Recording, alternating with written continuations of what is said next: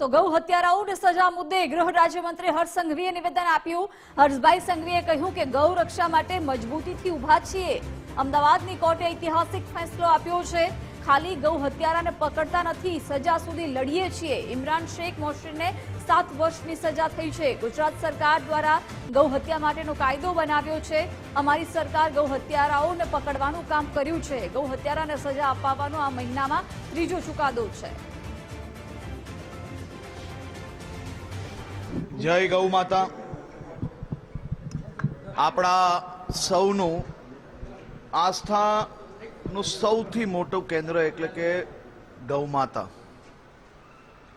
અને આ ગૌ હત્યા પર પ્રતિબંધનો કાયદો લાવનાર એ પહેલી ગુજરાત સરકાર હતી।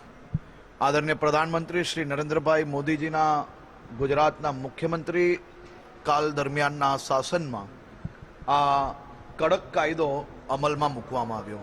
ગુજરાત એવું રાજ્ય છે જ્યાં કરોડો લોકોને ગૌ માતા જોડે ખૂબ મોટી આસ્થા જોડાયેલી છે, અને આ ગૌ માતાનું રક્ષણ કરવું એ આપણી ફરજ છે। આ ભૂપેન્દ્રભાઈ પટેલની સરકાર એ ગૌ હત્યારાઓને એક પછી એક પકડવાનું જ નહીં, માત્ર આ ગૌ હત્યારાઓને માત્ર એમના કેસ કરીને જામીન પ્રાપ્ત થઈ જાય એટલું જ નહીં, એ કેસ કર્યા પછી ડે ટુ ડે ફોલોઅપ કરીને આવા ગૌ હત્યારાઓને સજા અપાવવામાં સફળતા પ્રાપ્ત કરીએ છીએ। ગુજરાતમાં આ મહિને આ 3જો ચુકાદો છે।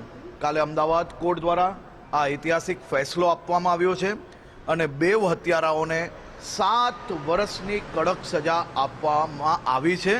ગુજરાત સરકાર, પોલીસ વિભાગ અને કાયદો વિભાગ, આ બધાને હું અભિનંદન આપું છું। એક પછી એક આ તમામ ગૌ હત્યારાઓને સજા અપાવવામાં સફળતા પ્રાપ્ત કરીશું।